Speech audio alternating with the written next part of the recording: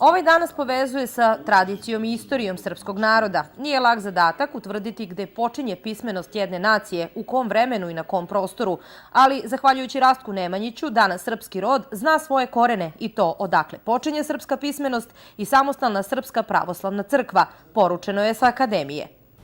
Kada se radi o blagostanju jednog naroda i prosperitetu, veoma je bitno koliko je obrazovano to stanovništvo, pripadnici tog naroda. I mi smo tu na tom zadatku, mi koji radimo u prosveti. Nama je društvo poverilo odgovoran zadatak da od tih mladih ljudi napravimo dobre, poštene, stručne i obrazovane ljude. I zaista mislim da smo privilegovani mi koji radimo taj posao. Taj posao nosi veliku odgovornost, jer nam je društvo poverilo ono što je najdragocenije, decu, našu budućnost, da ih mi školujemo i povedemo na pravi put.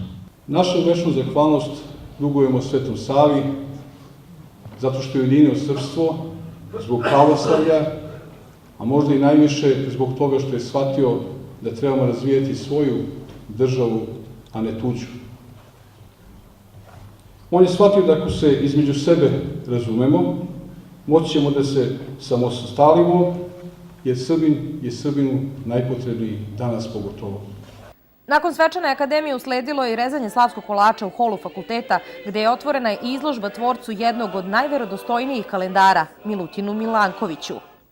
Ovu izložbu možemo posmatrati i kao kraj jednog ciklusa koji je započeo u vreme selidbe sa ovih prostora, u vreme selidbe pod Arsenijem Čarnojevićem, kada su i preci Milutina Milankovića napustili svoja vekovna ognjišta. Ovaj Savin dan studenti i profesori kao i čitav univerzitet pamtiće po otvaranju nove laboratorije sa emisionim fotospektromerom.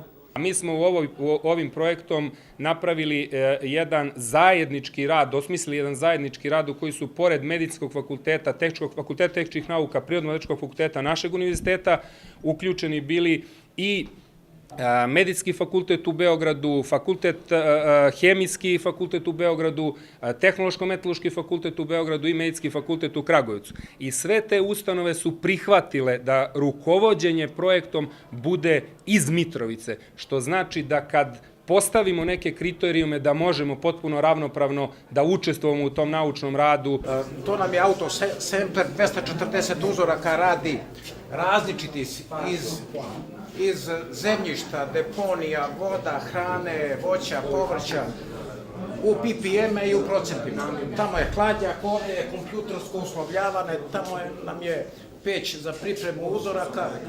Vrednost ove laboratorije je 150.000 evra, za koju je sredstva obezbedilo Ministarstvo prosvete, nauke i tehnološkog razvoja Vlade Republike Srbije.